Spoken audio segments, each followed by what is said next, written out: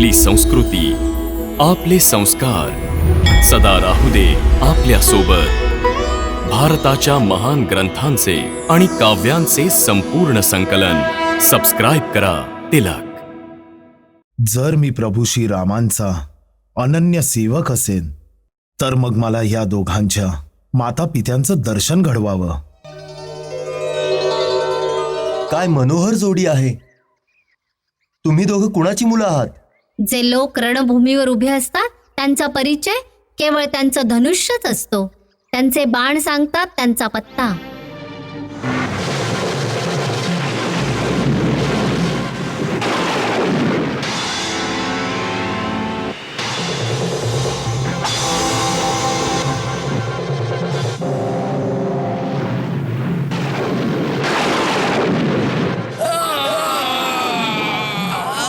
नाही, हे खरं असू शकत नाही. भरत, सुग्रीव आणि हनुमान एकत्र पराजित झाले. होय महाराज. म्हणजे तुमच्या गुरुदेवांनी रामायण लिहिलं आहे. हा, तुमची अनन्य भक्ती आणि तुमच्या सेवेमुळं आम्हाला तुमचं चरित्र खूप आवडलं. हे क्षत्रिय कुमारांनो, तुम्ही तर तुमच्या गुणांनी मला कायमचं बंदी बनवलं आहे. मी तुमच्या माता पित्यांना प्रणाम करतो.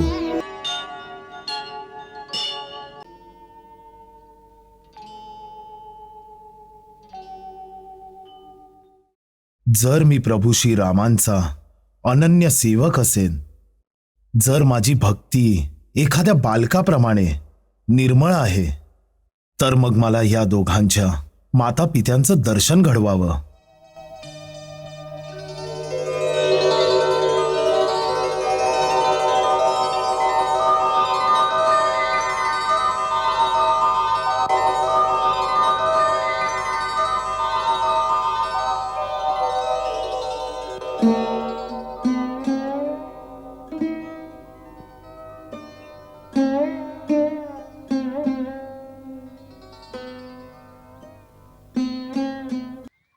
सुंदर.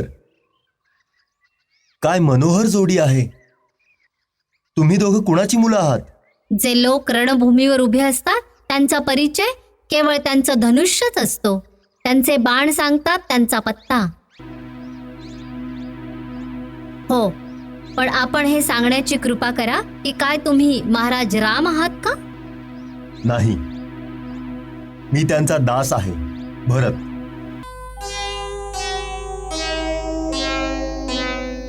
हे आहेत महाराज सुग्रीव आणि हे आहेत वीर हनुमान. हनुमान.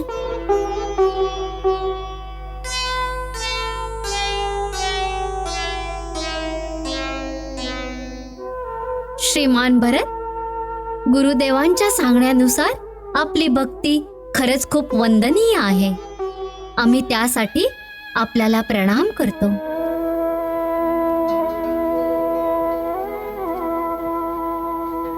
महाराज सुग्रीव, आपण राज्य प्राप्त करूनही एका वनवाशाबरोबर जी मैत्री निभावली आहे ती अनुकरणीय आहे. आणि हे परमवीर हनुमान, आपण भक्तीच्या परमसीमेला सार्थक केला आहे. त्यासाठी आम्ही आपल्याला कोटी कोटी प्रणाम करू इच्छितो. परंतु या क्षणी तुम्ही समरभूमीमध्ये आमच्या समोर प्रतिद्वंद्वीच्या रूपात उभे आहात, म्हणून आम्ही आपल्या तिघांशी युद्ध करण्यास विवश आहोत. आम्हाला क्षमा करा.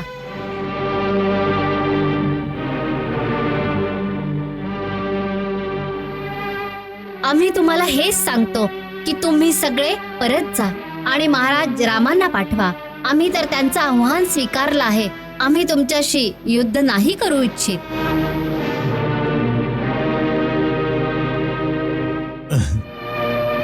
आम्हालाही तुमच्याशी युद्ध नाही करायचंय. खूप चांगली गोष्ट आहे. तुम्ही जा, आम्ही तुम्हाला काहीही करणार नाही. परंतु आम्ही श्री राम प्रभूंचे दास आहोत. त्यांच्याच आज्ञेने यज्ञाचा घोडा घ्यायला आलो आहोत. म्हणून घोडा घेतल्याशिवाय तर जाऊ नाही शकत. आम्ही तर म्हणतो की घोड्यासोबत तुम्हालाही बरोबर घेऊन जावं. बंदी बनवून? नाही, जर माझ्या स्वामींचं काम झालं तर मी तुम्हालाही माझे स्वामी बनवून घेऊन जाऊ शकतो. हनुमानजी, तुम्ही वीर तर आहातच, पण आता समजले की तुम्ही चतुरही आहात. असं गोड गोड बोलून तुमच्या मोहजाळामध्ये फसवून तुम्ही आम्हाला तुमच्या राजाकडे घेऊन जाऊन त्यांना तुमच्या विजयाचं प्रमाण देऊ इच्छिता आणि आम्हाला बंदी बनवून शिक्षाही देऊ इच्छिता. आम्ही या अशा गोष्टींना कधीही भुलणार नाही. दादा, सरळ सरळ सांग ना की आपण महाराज रामांचं आव्हान वाचून घोडा पकडला आहे.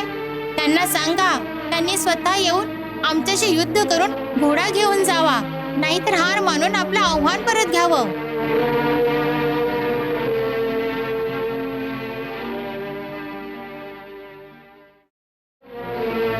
परंतु तुम्ही आपला परिचय तर दिलाच नाही. तिथं जाऊन काय सांगायचं की त्यांना कोणी बोलावलंय? आई वडिलांचं नाव काय आहे?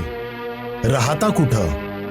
हनुमानजी, इथं काही आमच्या लग्ना बिग्नाची बोलणी चालली नाहीयेत की आम्ही आमचं कुळ आणि गोत्राची माहिती सांगू. इथं युद्धाची गोष्ट चालू आहे. इथं प्रश्नही बाणच विचारतील आणि उत्तरही बाणच देतील.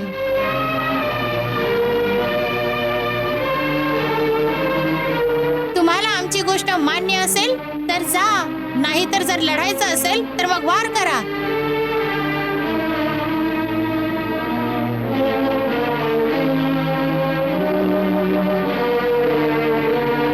तुम्ही तुमच्या बालहट्टानं आम्हाला शस्त्र उचलायला का भाग पाडताय?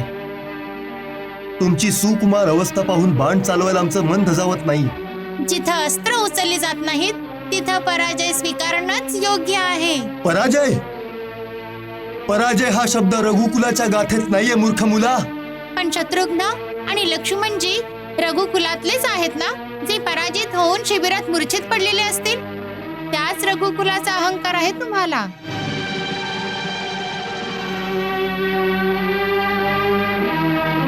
तुम्ही वरवर तर निष्पाप दिसताय, पण आतून मात्र खूपच विखारी आहात. अशा फळाला तर लगेच कापून टाकलं पाहिजे.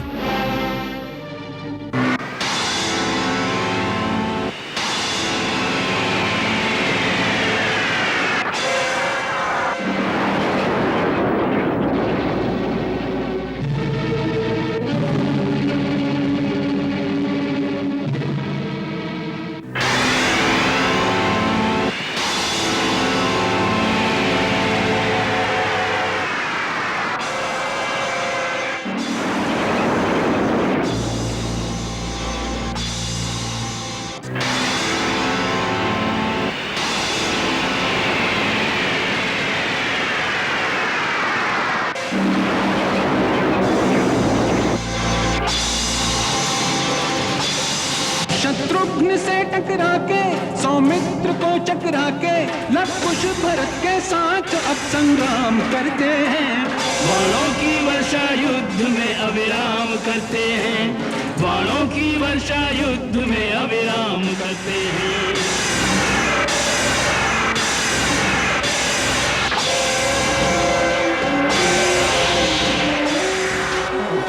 राम स्वयं जब तक निर्णय को न आएंगे, अश्वमेध का अश्वन लव कुश लौटाएंगे।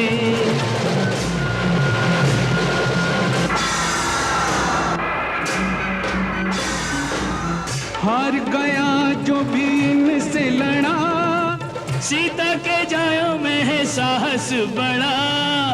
सीता के जायों में है साहस बड़ा। लिखी चुनौती पढ़ के बैठे हैं ये भी अड़के, क्षत्रिय सुलभ कौशल भरा हर काम करते हैं। बाणों की वर्षा युद्ध में अविराम करते हैं। बाणों की वर्षा युद्ध में अविराम करते हैं।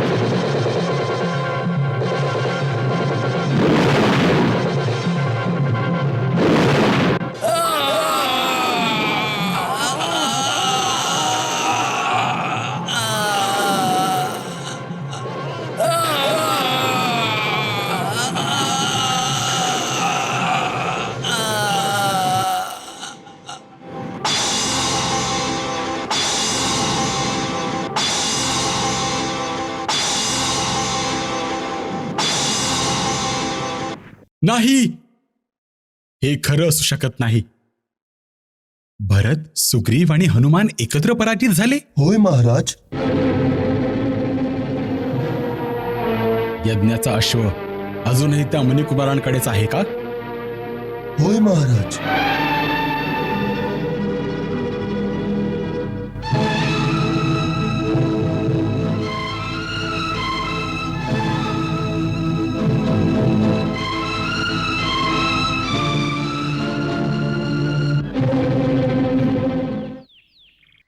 हे घे दादा, मी भोजन घेऊन आलो आहे. मी विचार केला की कोण जाणे महाराज रामाना यायला किती वेळ लागेल ते. तोपर्यंत आपण भोजन तर करूया. अरे, आपण एकटेच कसं खायचं? श्री हनुमानजीही तर उपाशी असतील. परंतु ते ही कोरडी भाकरी खातील का? विचारायला तर पाहिजे. चल.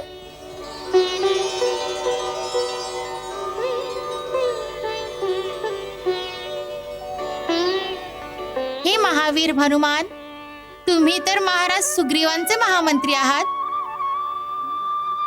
किष्किंधेच्या राजमहालात सुंदर आणि स्वादिष्ट भोजन करण्याची सवय असेल तुम्हाला.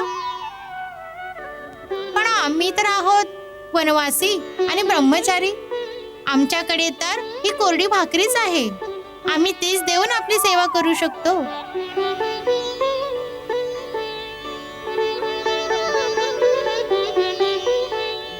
नाही, सेवकासाठी तर स्वामींनी दिलेली कोरडी भाकरी ही अमृता समान आहे. परंतु तुम्ही सेवक आणि आम्ही स्वामी, हे कसं काय? हे पहा, जो युद्धात हरतो त्याला तर जिंकणाऱ्याचा सेवकच बनावं लागतं ना. नाही बाबा, आम्हाला तर कुणाही सेवकाची आवश्यकता नाही. आमच्या गुरुदेवांनी तर रामायणात लिहिलंय की तुम्ही श्रीरामांचे अनन्य सेवक आहात. मग तुम्ही त्यांचेच सेवक राहा. ओहो, म्हणजे तुमच्या गुरुदेवांनी रामायण लिहिलं आहे? हो, त्या श्रीरामांचं जीवनचरित्र लिहिलेलं आहे. तुमची कथा पण त्यात आली आहे. अच्छा. हा, तुमची अनन्य भक्ती आणि तुमच्या सेवेमुळं आम्हाला तुमचं चरित्र खूप आवडलं.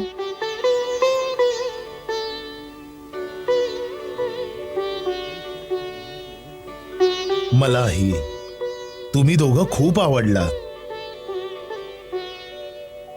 असं वाटतं की तुम्ही दोघंही रामायणाचीच पात्र आहात.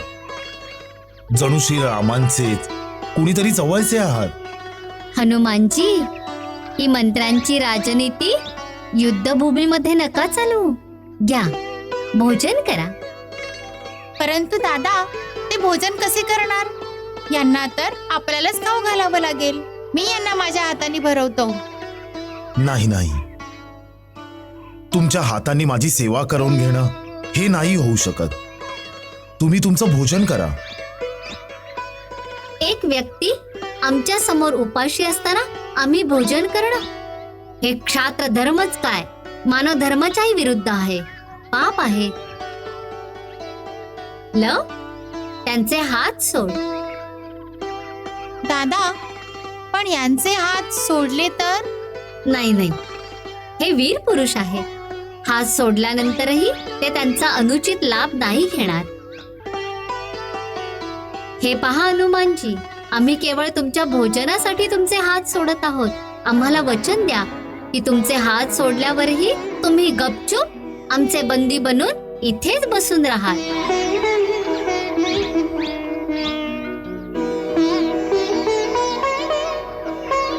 हे क्षत्रिय कुमारांनो, तुम्ही तर तुमच्या गुणांनी मला कायमचं बंदी बनवलं आहे. मी तुमच्या माता पित्यांना प्रणाम करतो.